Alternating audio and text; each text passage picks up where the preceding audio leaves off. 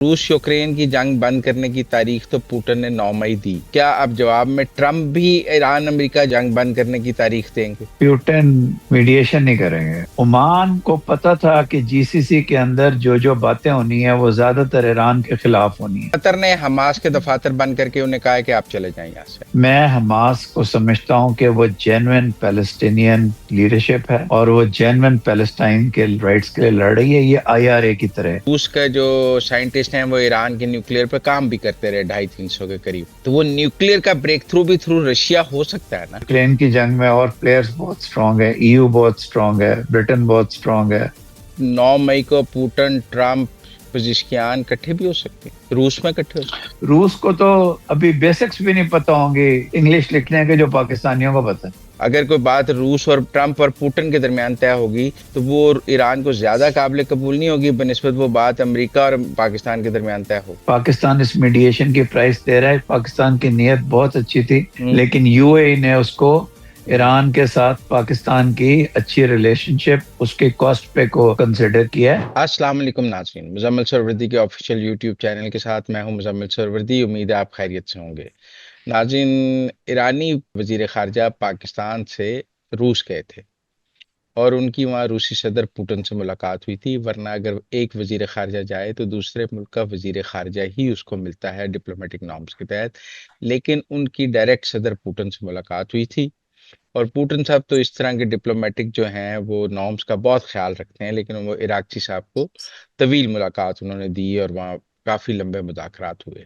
उसके बाद पुतिन साहब की डोनाल्ड ट्रंप साहब से बातचीत हुई है, तो मुझे लगा कि एक नया सालिस मैदान में आया है। मैंने सोचा इमरान अली साहब से पूछता हूँ कि उन्होंने पुतिन और ट्रंप की मुलाकात के जो मंजरजात हैं वो देखे होंगे और उसके बाद वो आगे क्या मंजरनामा देख रहे हैं। अस्सलाम वालेकुम इमरान साहब। अस्सलाम वालेकुम जी, क्या हाल है?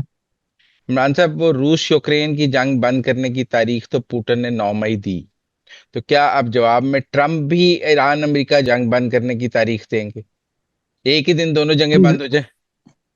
नहीं जी, वो 9 मई तो फिर पाकिस्तान के लिए भी इम्पोर्टेंट है। एक ही दिन में तीन चीजें हो जाएंगी। अल्लाह रहम करे। आ, बात जरूर हुई है जी, और कुछ शायद दरवाजे खुल जाएं, लेकिन प्यूटन आर्बिट्रेशन और ये मीडिएशन नहीं करेंगे। वो इस पोजीशन में नहीं है। नहीं देखें, पुतिन आफ्टर ट्रंप पूरी दुनिया में कोई स्ट्रांग मैन है तो वो पुतिन है। और पुतिन ने अगर इराकची साहब के कहने पे फोन किया है ट्रंप को तो कुछ तो बात की होगी ना। जी जरूर, ये बात की होगी कि ये स्टेट्स ऑफ हॉर्मोज को खोल दें, दुनिया सफर कर रही है। हालांकि पुतिन साहब को बहुत फायदा हो रहा है। बातचीत करना और बात है जी, और मीडिएशन करना और बात है। जरूर उन्होंने ये बात की होगी और शायद कोई चीज पहुंचाई हो, कोई ऐसी प्रपोजल पहुंचाई हो। लेकिन जो फॉर्मल प्रपोजल्स हैं, वो जो डॉक्यूमेंट है, वो पाकिस्तान की तरफ से जाएंगे, नहीं बात देखिए, जा रही हम हैं बल्कि। बातचीत तो हो रही है पाकिस्तान वो की तो तरफ ट्रम्प से। साहब ने तस्दीक की है कि फोन पर बातचीत हो रही है, लेकिन टेक्निकल बात यह है कि ये ट्रम्प साहब की तरफ से ये आया कि जब ट्रम्प ने उन्हें रूस यूक्रेन जंग बंद करने का कहा तो उन्होंने कहा आप भी अपनी जंग बंद करें, हम भी अपनी जंग बंद करते हैं। तो जब दोनों ने जंग, उन्होंने कहा आप अपनी बंद करें, उन्होंने कहा आप अपनी बंद करें, जिसके जवाब में पुतिन ने कहा कि चलें 9 मई हमारे यौम फतह का दिन है, हमने जर्मनियों को शिकस्त दी थी, तो हम 9 मई को बंद करते हैं। तो इसका मतलब वो एक्सपेक्ट करते हैं ना कि ट्रम्प साहब इसको रेसिप्रोकेट करेंगे ईरान के मामले में। हाँ जी, वो कॉन्वर्सेशनली तो आपकी बात ठीक है, लेकिन क्या ये प्रैक्टिकली होगा या नहीं होगा, इसके ऊपर क्वेश्चन मार्क्स है। ऐसा नहीं लगता कि कोई ऐसा पैगाम जो ईरान पाकिस्तान के जरिए नहीं देना चाहता था अमेरिका को, वो उसने पुतिन के जरिए दिया है? नहीं जी, मेरा नहीं ख्याल। ये जरूर बात है कि रशिया का पॉलिटिकल वेट बहुत है दुनिया में। हम्म। इट्स द सेकंड और द थर्ड सुपर पावर। लेकिन पाकिस्तान के जरिए हर किस्म का पैगाम जा चुका है। अमेरिका न्यूक्लियर इशू के ऊपर ईरान की कोई कॉम्प्रोमाइज एक्सपेक्ट करना चाहता है, उसके बगैर जंगबंदी नहीं होगी। इस वक्त सबसे इम्पोर्टेंट चीज आपने हॉर्मोज के साथ साथ न्यूक्लियर इशू के ऊपर कोई ईरान की कॉम्प्रोमाइज है। नहीं, पर हम ये भी तो बात करते रहे ना कि वो ईरान का न्यूक्लियर जो है वो ईरान वाले रूस को देने को तैयार है। रूस ने ये तजवीज भी दी कि मैं उसको ले लेता हूँ। फिर रूस का जो साइंटिस्ट हैं वो ईरान के न्यूक्लियर पे काम भी करते रहे 250-300 के करीब। तो वो न्यूक्लियर का ब्रेक थ्रू भी थ्रू रशिया हो सकता है ना, कि एक ट्रस्ट जी ऑन देखिए, न्यूक्लियर ईरान और रशिया में मौजूद है। जी देखें, बात यह है कि वो जो न्यूक्लियर इशू के यूरेनियम की बात है ना, वो एक बात है। ईरान के लिए उससे ज्यादा बड़ी बात कमिटमेंट करना है not to enrich uranium being an NPT member. वो ईरान के लिए मेन कॉम्प्रोमाइज है। वो पाकिस्तान के थ्रू पैगाम भेजते रहे। अगर उसमें कोई ब्रेक थ्रू है तो सीक्रेट है, पता चल जाएगा। सबसे बड़ी वो चीज उस अपना यूरेनियम एनरिच रशिया में भी कर सकते हैं, अगर ईरान की सॉइल पे ना करें। रशिया उनको वहां पे कोई न्यूक्लियर फैसिलिटी दे सकता है जो ईरान इस्तेमाल कर ले। लेकिन जो सॉवरेन राइट है ईरान का ना, ईरान उसके साथ अटैच्ड है कि मैं अपने मुल्क में करने का मुझे राइट है। अभी तक ये स्टैंड है। अगर इस स्टैंड में कोई चेंज आई है तो वी विल नो। अभी तक उनका स्टैंड है कि ये हमारा सॉवरेन राइट है। बेशक हम 2% करें, 3% करें, आप हमसे हमारा राइट नहीं ले सकते। अच्छा, नहीं, अब और मुझे कुछ। जी जी। आप याद रखिएगा कि एक इन्होंने ट्रम्प साहब ने ट्रॉफी लेनी है। एक ट्रॉफी ट्रम्प साहब के हाथ में होगी, एक ट्रॉफी ईरान के हाथ में होगी, तो जंगबंदी कंप्लीट होगी। दोनों को एक एक ट्रॉफी चाहिए। एक ट्रॉफी ट्रम्प के हाथ में होगी, एक ट्रॉफी ईरान के हाथ में होगी, एक ट्रॉफी पुतिन के हाथ में होगी, और इकट्ठे दुनिया में अमन आ रहा होगा। ये मंजरनामा आपको नहीं लगता, क्योंकि उसके बाद 12 मई को प्रेसिडेंट शी के पास जाना है, तो वो सारा अमन करके प्रेसिडेंट शी के पास चले जाएंगे। मुझे नहीं ऐसा नजर आता, लेकिन अल्लाह करे ऐसा हो जाए। नहीं, मतलब ये मुमकिन नहीं कि वो भी 9 मई को खत्म करें और 9 मई को ही ईरान अमेरिका भी साइन हो जाए, तो 9 मई दुनिया में अमन का दिन बन जाए। तो 9 मई फिर हम पाकिस्तान में भी अमन का दिन मना लेंगे किसी तरह। हमारा तो मार्का है हक बनियान महसूस का दिन है ना, क्योंकि मुझे तो इस तरह। फिर तो चार चीजें इकट्ठी हो गई सर। ये तो बहुत, 9 मई तो बहुत ही जरा, हमें भी छुट्टी का ऐलान कर देना चाहिए 9 मई को। पर आपको नहीं लगता कि जो डेट पुतिन ने दी है, और अगर ट्रम्प उससे एग्री कर जाए और तजवीज हो जाए, तो 9 मई कैन बी अ डे, क्योंकि ट्रम्प ने कहा है कि जो रूस ने जंग जीती है जर्मनी से, वो तो अमेरिका ने हमारा भी फतह का दिन है। तो वो फिर ये उनकी। बात तो है। हाँ। सेकेंड वर्ल्ड वॉर में जॉइंट फतह का दिन है जी उनका, बिल्कुल। रूस और अमेरिका ने मिलकर जर्मनी के खिलाफ लड़ा था। जी। और साथ ही ट्रम्प साहब ने कहा है कि हम जर्मनी से अमेरिकी फौजी निकाल रहे हैं, अब हमें वहां जर्मनी में फौजी रखने की कोई जरूरत भी नहीं है। चले, वो भी ठीक है। तो अल्लाह करे फिर के जिस तरह आप फरमा रहे हैं एक जादुई दिन बन जाए 9 मई। आने वाला है सर। नहीं, अब देख देखें, लेते हैं। As a journalist I can only analyse and foresee and then ask a question to an expert. मेरे जहन में एक बात आई, एक सवाल पैदा हुआ, मैंने सोचा रेलेवेंट एक्सपर्ट के पास जाता हूँ, इमरान साहब के पास, इसको डी कोड कराता हूँ। मैं तो अपने सवाल पूछ रहा हूँ। हर चीज डिकोड हो सकती है अगर न्यूक्लियर इशू पे ईरान का प्रपोजल पहुंच जाए अमेरिका को। वो पुतिन के जरिए पहुंच नहीं गया होगा। अगर पहुंच गया तो ठीक है जी, बड़ा अल्लाह का शुक्र है फिर तो। हो सकता है वो सोच रहे हो कि हमें किसी स्ट्रांग नेशन के जरिए पहुंचाना चाहिए, जो एग्जर्ट भी ये कर बात सके। सही है। हैं। ये बात सही है। ये बात सही है। उनको पाकिस्तान से ये शिकायत हो सकती है कि पाकिस्तान अमेरिका के ऊपर इतना एक्सर्ट नहीं करता, रूस ज्यादा एक्सर्ट। ये बात सही है। अगर कोई बात रूस और ट्रम्प और पुतिन के दरमियान तय होगी, तो वो ईरान को ज्यादा काबिल कबूल नहीं होगी बनिस्बत वो बात अमेरिका और ट्रम्प के पाकिस्तान के दरमियान तय हो। म्यूचुअली एक्सक्लूसिव नहीं है। पाकिस्तान के थ्रू मेन चीजें गई हैं, उसमें अगर रशिया का वेट भी शामिल हो जाएगा तो ज्यादा ज्यादा करामद होगा ईरान के लिए। क्योंकि ये तो बात अब काबिल गौर थी ना कि वो चीन जाने की बजाय मॉस्को गए थे, तो कोई डिप्लोमेटिक डिजाइन मॉस्को जाने का तो था ना ईरान के पास। उस डिप्लोमेटिक जी डिजाइन बिल्कुल। के नताइज सामने आए कि पुतिन ने ईरान के लिए ट्रम्प को फोन किया। जी बिल्कुल, ईरान के लिए भी किया होगा, किसी और भी कुछ चीजें डिस्कस की होंगी। और चीन जाने का जहां तक ताल्लुक है, मेरा ख्याल है चीन वो चले जाते। चीन इतना डायरेक्टली इन्वॉल्व होता नजर नहीं आना चाहता इस मामले हाँ, प्रेसिडेंट शी ने तो उठा के ट्रम्प को फोन नहीं करना था। उनकी डिप्लोमेसी में। ऐसी नहीं है। अगर करते भी तो किसी को पता ना चलता। नहीं खैर, ट्रम्प ने तो अगले, अभी तो पुतिन ने भी नहीं बताया, अब तो पहले ट्रम्प ने बताया, बाद में रशियन एडवाइजर के भी बयान आता आगे, पहले तो ट्रम्प आपको पता है, ट्रम्प कोई बात सीरियस अगर हाथ ट्रम्प साहब रखता के है, ट्रम्प साहब के मतलब है, वो कहते हैं ना, हम ट्रेड में कोई चीज टिकती नहीं है सर। दिखती नहीं है, तो फिर दुनिया ने अगर ट्रम्प से बात करनी है तो ये तो तय करना है ना कि दुनिया को पता लगेगा, खुफिया कुछ नहीं उसको। तो सर हम 9 मई की सुबह का फिर इंतजार करते हैं। नहीं, मैं वैसे आपसे बात कर रहा हूँ क्योंकि अगर मेरा ख्याल है it's too good to be true. Hmm लेकिन एक किस्म की बात सही है कि वो उससे बिल्कुल चाइना के विजिट से पहले है, तो अप्रोप्रिएट टाइम है। हम्म क्योंकि ट्रम्प ने कहा ना कि हम ये फतह का दिन आपके साथ मिलकर मनाना चाहते हैं, क्योंकि ये हमारी भी फतह का दिन है। तो फिर अगर जॉइंटली अमेरिका और रशिया ने कोई फतह का दिन बनाना है, तो दोनों जॉइंटली जंग खत्म भी एक ही दिन कर लें तो जॉइंट हो जाएगा सारा। देखना पड़ेगा जी, यूक्रेन की जंग भी खत्म हो सकती है कि नहीं, यूक्रेन क्या कहता है। यूक्रेन की जंग में और प्लेयर्स बहुत स्ट्रांग है, ईयू बहुत स्ट्रांग है, ब्रिटेन बहुत स्ट्रांग है। तो इसलिए अगर तो ग्रैंड कॉम्प्रोमाइज होगी तो अच्छी बात है, but I am not sure about कि यूक्रेन की जंग भी 9 मई को बंद हो सकती है। बड़ा मुश्किल है। सिर्फ ईयू में जेलेंस्की को पता नहीं लग गया होगा कि ईयू में दम नहीं है। उनको पता है, लेकिन वो उनसे हथियार शथियार और ड्रोन्स के वजह से रेलेवेंट होना चाहते हैं।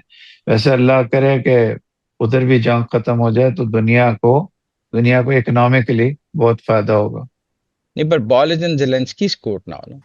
सर रशिया और यूक्रेन में ball is always in Putin's court.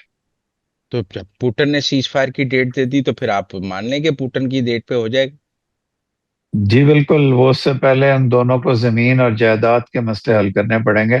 वो अगर हल हो गए तो बिल्कुल हो जाएगा। जिसके पास जो है वो रख ले, सो तो अभी सीज फायर है, अभी ये बातें तो लंबे मुज़ाकरात की बात है, अभी तो सीज फायर है ना, जंग बंदी है, जंग बंदी है। यूक्रेन, हाँ जी, रशिया थोड़ा सा ज्यादा चाहता है जितना भी उसके पास है ना, थोड़े से और आगे चाहता है।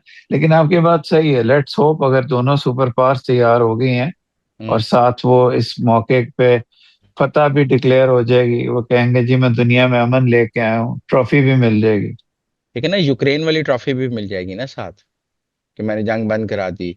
और वो ईरान वाली ट्रॉफी भी मिल जाएगी, तो उनके पास दो ट्रॉफियां हो जाएंगी ना, टू सेल।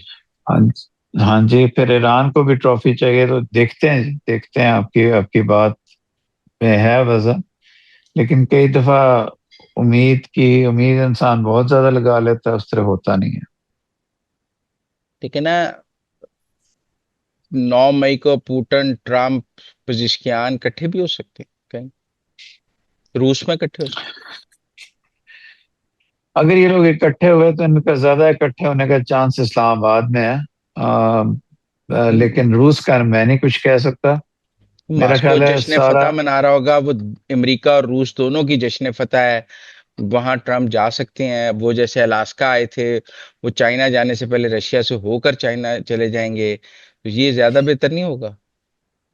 जी बेहतर होगा, लेकिन फिर हम इस्लामाबाद और पाकिस्तान का भी कहीं जिक्र होना चाहिए, बस जितना जिन्होंने काम हमने अपना करना सब था कुछ। काफी है, बाकी रूस कर लेगा। चलें देख लेते हैं आपकी क्या आपकी राय है? थ्योरी है। मेरी हैं? राय ये है कि मैं इस पे यकीन से नहीं कुछ कह सकता। आपको लगता है वहां पर फिर शहबाज शरीफ और आसिम मुनीर भी होंगे? दोनों में से कोई एक चला जाए तो ठीक है जी, दो दो के क्योंकि जाने इस क्या। सारे के दौरान रशियन फॉरेन मिनिस्टर की 3 दफा डार साहब से बात हुई है। ऐसा तो नहीं है कि पाकिस्तान जो डिप्लोमेसी कर रहा था ईरान के लिए उसमें रशिया अलूफ था। रशियन फॉरेन मिनिस्टर से मैं देख रहा था, 3 दफा डार साहब ने बात की है इस दौरान। तो रशिया ऑन बोर्ड तो था पाकिस्तान के साथ। रशिया ऑन बोर्ड है जी। हम्म लेकिन एक जो क्रेडिट देने की बात है ना, जब जश्न मनाया जाएगा तो हम्म उसमें क्रेडिट सबसे ज्यादा पाकिस्तान डिजर्व करता है, तो पाकिस्तान को किसी तरह इंटीग्रेट कर लेंगे। अगर इस ये सिनेरियो हुआ मई 9 की सुबह का, तो हम्म पाकिस्तान किसी ना किसी तरह इंटीग्रेट हो जाएगा, हम भी हाथ मिला लेंगे जब।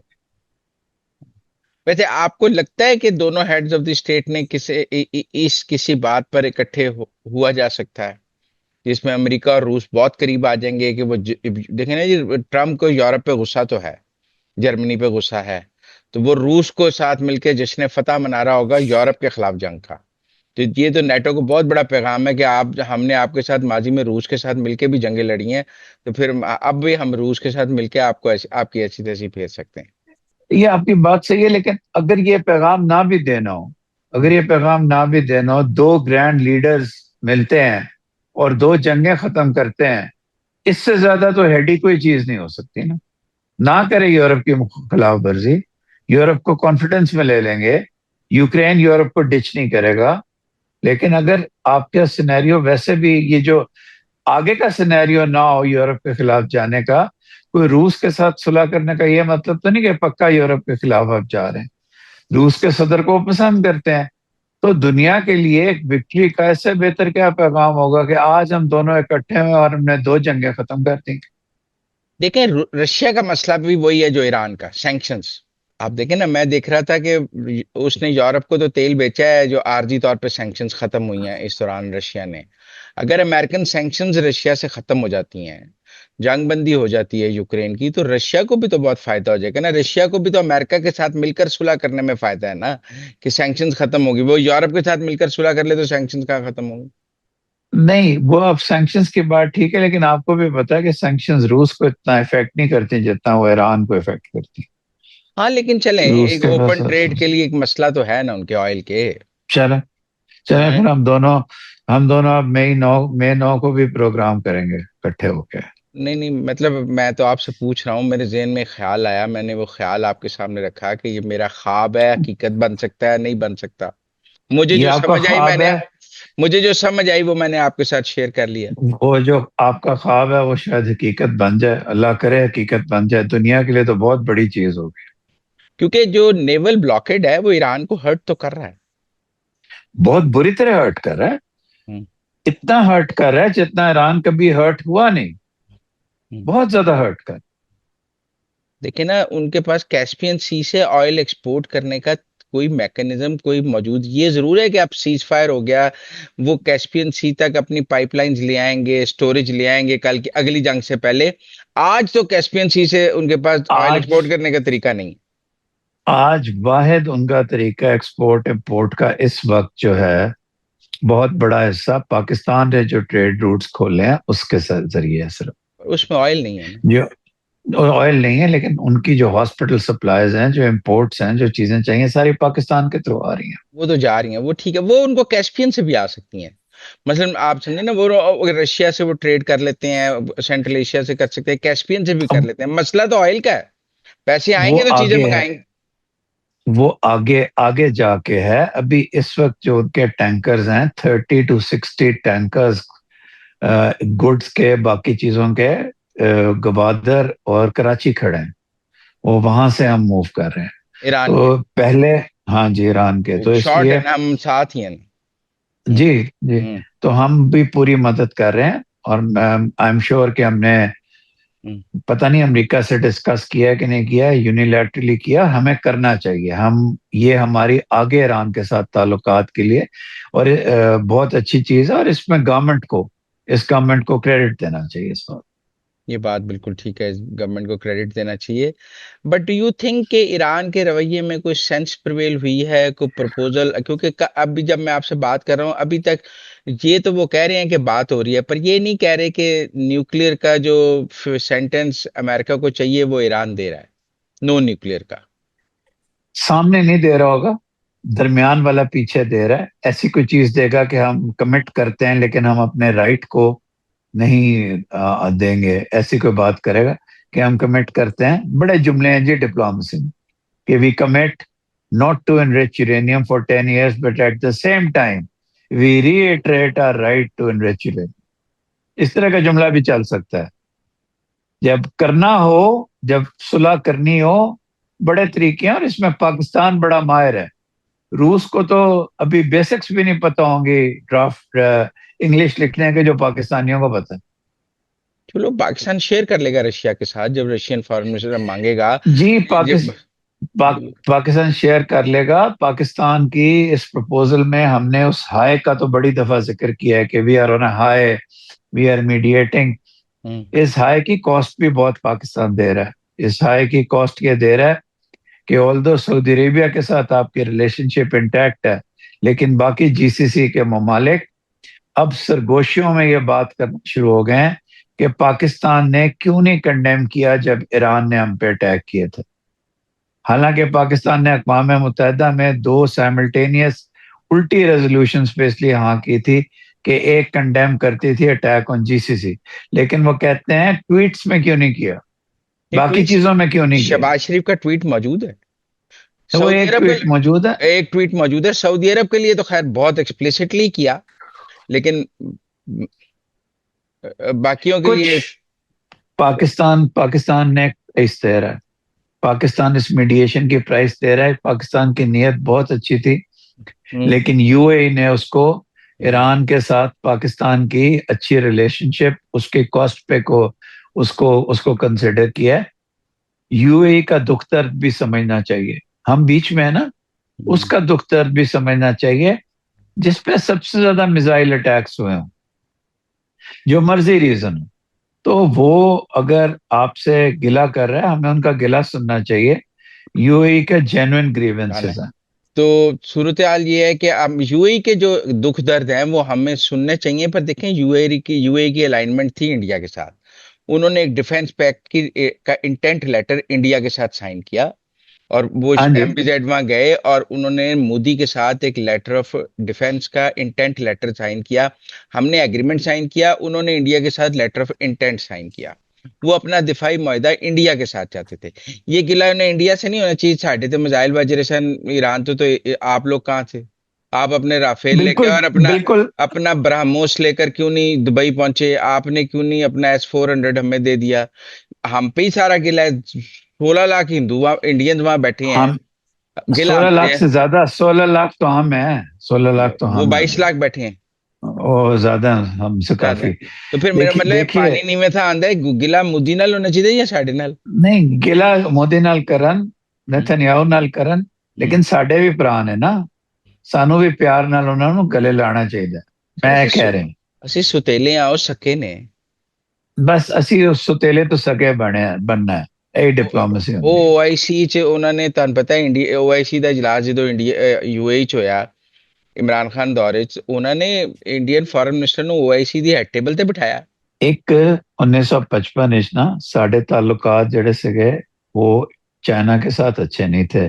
बांडोंग इंडोनेशिया में कॉन्फ्रेंस हुई थी, चाइना को हम पे गुस्सा था, लेकिन चाइना ने मोहम्मद अली बोगरा को इतना प्यार दिया, इतना प्यार दिया कि पाकिस्तान की टिल्ट उस वक्त से आहिस्ता आहिस्ता चाइना की तरफ हो गई। बाद में तो भुट्टो साहब ने उसको कंप्लीट किया और अयूब ने। जब एक भाई गिले करके दुश्मनों के साथ मिलने की कोशिश करे, तब भी हमें बड़ा भाई अपने आप को समझ के उनको गले लगाना चाहिए। आगे उनकी मर्जी, आपकी बात सही है, if they don't want to, उनकी मर्जी। नहीं, आपको क्या लगता है? देखिए, गले लगाने के लिए जरूरी है कि आप अपनी छाती तक मुझे एक्सेस दें? अबू धाबी वो एक्सेस देगा? अगर हम हमें लेने की कोशिश करनी चाहिए, हमारे बहुत प्यारे क्या करना पाकिस्तान, चाहिए? आप बताएं क्या करना चाहिए। we should make a request to meet them. Our top leadership should meet again. अच्छा। Maybe the field marshal should meet them. Maybe अच्छा, the prime minister should meet them. But गिला है ना। आफ्टर द पीस डील होगा ना, इस दौरान तो वो फिर पीस डील खराब कर देंगे ना कि हमारी ये बातें मानो। ये सोच रहे होंगे ये हम डील कौन, मुकम्मल हो जाए तो उसके बाद करें बात। ये भी ठीक है, ये भी ठीक है, लेकिन करें। क्योंकि मेरा मतलब है ए, दिल ए, में गिले करके ना, हम्म, एक मुल्क को जिसकी तारीख है, जिसके साथ इंटरेस्ट है, उसको फिर भी उस पे प्यार का हाथ रखें। हम्म, मैंने पिछले प्रोग्राम में भी किया और कई लोग नाराज हो गए नीचे, जिस तरह आपका आपका व्यू पॉइंट उन्होंने सपोर्ट किया कि पाकिस्तान साइमल्टेनियसली सऊदी अरेबिया के साथ और यूएई के साथ कैसे कोई डिफेंस एग्रीमेंट कर सकता है। हम्म, थ्रू आउट हिस्ट्री अमेरिका ने हमारे साथ और इंडिया के साथ एक वक्त में ताल्लुकात रखे हैं, और जंगों में मैं कहा भाई हाथ हौला रखो, डोंट फाइट। हम ये जो सफारतकारी, जिसको असली सफारतकारी कहा जाता है, टेलीफोन कॉल नहीं होती सफारतकारी। सफारतकारी ये होती है कि आप अपने लिए रास्ता निकालें। तो हमें कोशिश करनी चाहिए, लेकिन आज का ये टॉपिक नहीं है, मैं जनरली एक बात कर रहा नहीं नहीं नहीं, देखिए मेरी बात सुने। यूएई पाकिस्तान के लिए इस वक्त मैं तो समझता हूँ ईरान से बड़ा टॉपिक है।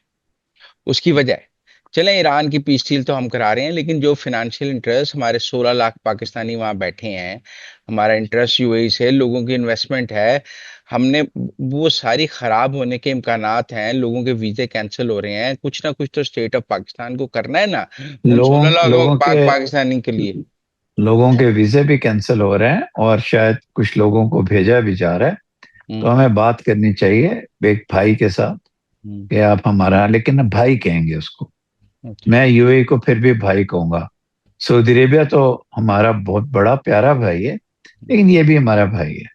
इन दोनों की लड़ाइयां होने दें यमन में, जहां जहां करनी है करें, लेकिन हमारा हाथ दोनों की तरफ होना चाहिए, क्योंकि हम वो मदद कर सकते हैं। जिस तरह आपने कहा, कौन से ब्राह्मोस ने आके या एयर डिफेंस सिस्टम ने रोक लिया था, मतलब इसराइल का गिला एयर गिला डिफेंस इंडियन सिस्टम से, ने। इंडियन से गिला करे ना, मंदिर भी बिल्कुल, बनाया और उन्होंने अबू इसराइल से। धाबी उस मंदिर से तब और फुजले भी नहीं पहुंचे।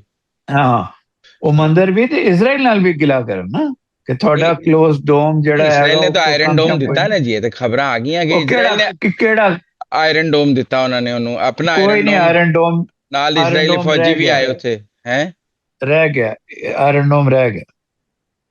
चलो दिता तो है ना, रह तो इसराइल का अपना भी चलो, गया। वो तो फिर हाँ, इसराइल भी स्ट्रक होया, लेकिन जो है सी वो दिता। इसराइल ने तो दिया, इंडिया ने क्या दिया? इंडिया जाने दे, यूएई जाने। पर हमें ये बात करनी तो चाहिए ना। करनी चाहिए, मैंने पहले ही कहा कि कौन से कोई इंडिया के कम से कम S-400 हमें आ उन्हें गए ये थे। कहना चाहिए कि जो हाँ। सजा आपने हमें देनी है वो इंडिया को भी दें, जिन्हें नहीं, बेनिफिट है हमें उनको हमें उनको ये कहना चाहिए कि हमें कोई सजा ना दें, उनको दें। जिस मर्जी को दें, हमें कोई सजा ना दें। No, no punishment for us. अच्छा। अब और मैं आपके प्रोग्राम की वसातत से ये अपनी गवर्नमेंट को, जिसको मैं अपनी गवर्नमेंट समझता हूँ, जिसकी हमने हमेशा तारीफ की है, हम्म। उसको ये आपके प्रोग्राम की वसातत से बताना चाहता हूँ कि जो गरीब और बेरोजगार पाकिस्तानी है, जिसकी ना वहाँ की कम्युनिटी के लीडर्स कोई कदर करते हैं, हम्म। ना बाकी कोई कदर करता है, हमारी गवर्नमेंट को उनकी बहबूद के लिए यूएई से बात करनी चाहिए। ये बहुत जरूरी है। देखें, पता करें जो स्टोरीज छप रही हैं, जो शिया नामों की स्टोरीज छप रही हैं, उनको इन्वेस्टिगेट करें, रिपोर्ट्स लें, बात करें। और बात पॉलिटिकल लेवल पे होनी पड़ेगी। बात एम्बेसडर नहीं कर सकता, बात होती है लीडरशिप की। जरूर बात करें पाकिस्तानियों की वेलफेयर की, और ये भी बात करें कि हम जो जंग रुकवा रहे हैं, वो आपकी बहबूद के लिए रुकवा रहे हैं। और कोशिश करते रहें, बस मेरी इतनी इस्तदाद। मैं गिले सारे आप एग्री करता हूं, यूएई वाले हम्म। सारे, लेकिन हमें बड़ा बन के एम्ब्रेस करने की कोशिश करनी चाहिए। अच्छा, दुबई ओपेक और ओपेक प्लस से तो निकल गया, और ट्रंप ने उसकी बड़ी तारीफ की है, और वो 2.65 मिलियन बैरल तक जाने लगे हैं फुजैरा के जरिए। ट्रंप ट्रंप तो बहुत मैं खुश है। कहता हूं, उन्होंने तो ट्रंप को रात को अच्छा ख्वाब दिखा दिया, बहुत जबरदस्त। ऑयल प्राइसेस कम करने का इससे बड़ा, लेकिन अभी टाइम लगेगा। हुर्मुज को फिर भी खुलना पड़ेगा। जो अल्टरनेट रूट्स वो मैप्स पे दिखा रहे हैं, इकोनॉमिस्ट में और बाकी जगह पे, वो हुर्मुज को भी रिप्लेस नहीं कर सकते। अभी तो हुर्मुज को खुलना पड़ेगा, लेकिन लॉन्ग टर्म में बहुत बड़ा फैसला है यूएई का, वर्ल्ड ऑयल प्राइसेस नीचे करने के लिए। आपने भी लास्ट प्रोग्राम में माशाल्लाह डिस्कस किया था, यही कीमतें कम होंगी और ट्रंप बहुत खुश होगा। ओपेक एक कार्टेल है जो अपनी मर्जी करता है। ये तो यूएई अब दुनिया में प्रोडक्शन बढ़ाएगा अपनी, कीमतें कम होंगी। अच्छा, वो बात ठीक है, लेकिन ये जो जी पर अबू धाबी ने कहा है वो जीसीसी नहीं छोड़ा, ओपेक छोड़ा है। वो कहते हैं हम और किसी मल्टी फोरम से नहीं जा छोड़ रहे।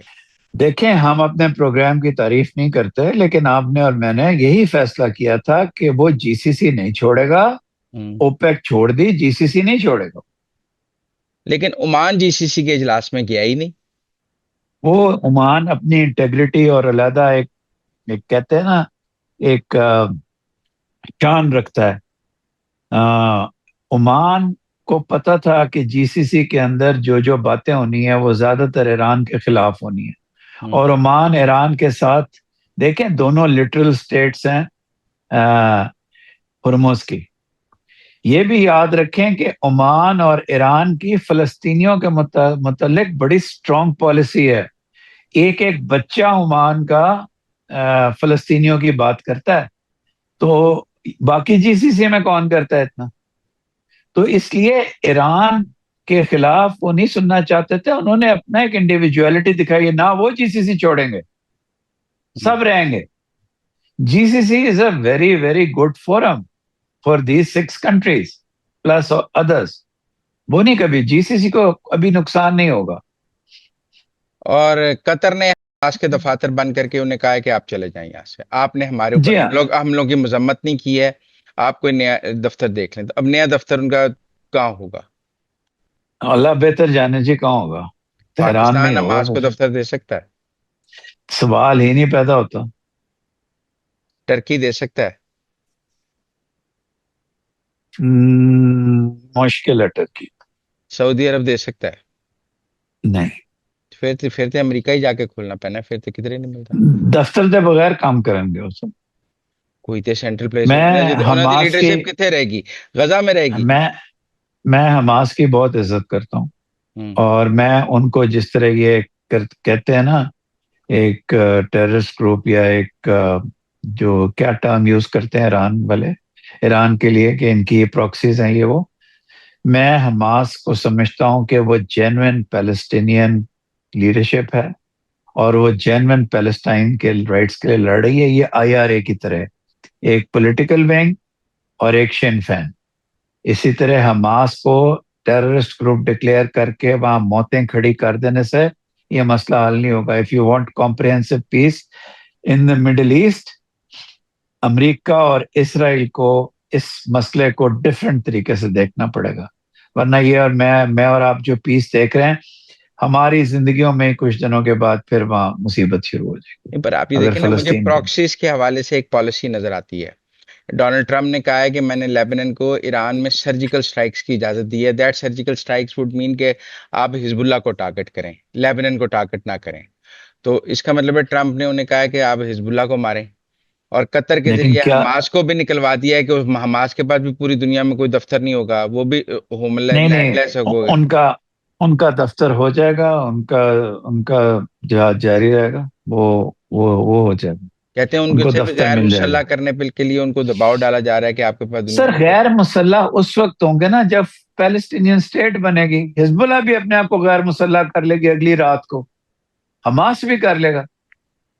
मसला तो ये है ना कि एक दुनिया का अजली मसला है फलस्तीन का।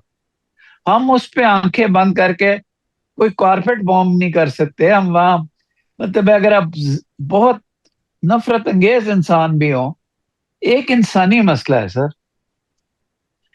ये जो फतह है, फतह की मूवमेंट या महमूद अब्बास वाले, ये ट्रू रिप्रेजेंटेटिव्स नहीं है फलस्तीनियों। वो फिर हमास इलेक्शन को जीत भी गए वेस्ट वायलेंस, बैंक में। वेस्ट बैंक में वो वो फिर इसलिए, ओ सर ये इसको कौन इलेक्शन कहता है? चलें ठीक है। ये कोई अपने वाला इलेक्शन है? ये मे 9 से भी आगे वाला पता नहीं जो भी इलेक्शन हुआ। ठीक। बहुत शुक्रिया इमरान अली साहब हमारे साथ बात करने का। ओके, आज का प्रोग्राम यहीं खत्म करते हैं। थैंक यू वेरी मच, शुक्रिया। क्योंकि हम चाहते हैं हमारा प्रोग्राम जारी रहे। ठीक है ना? हाँ जी। Thank you. Thank you. Thank you, खुदा हाफिज, खुदा हाफिज।